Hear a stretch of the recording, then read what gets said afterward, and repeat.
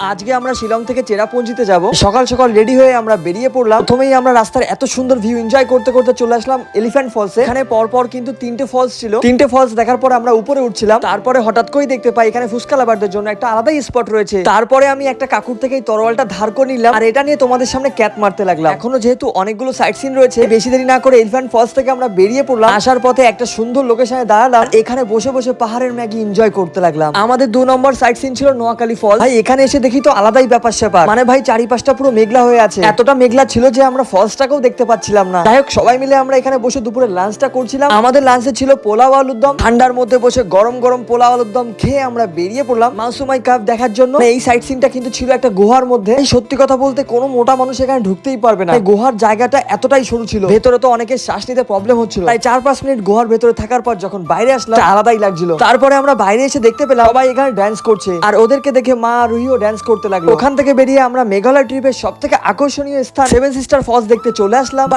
But আমরা এসে যেটা দেখলাম সিরিয়াসলি সেটা একদমই ভাবতে পারিনি। মানে ভাই 7টা ফলস তো ছিল, জলের স্রোতটা ছিল খুবই ক্ষীণ। মানে ভাই আমাদের কষ্ট করে দেখতে হচ্ছিল। চেরাপুঞ্জির সব সাইট সিন কমপ্লিট করে আমরা রাতে শিলং মার্কেট দেখতে চলে আসলাম। আসা মাত্রই দেখো মা ছাতা কিনে নিল আর এখানে ঘর সাজানোর জন্য কিছু জিনিসপত্র দেখছিলাম।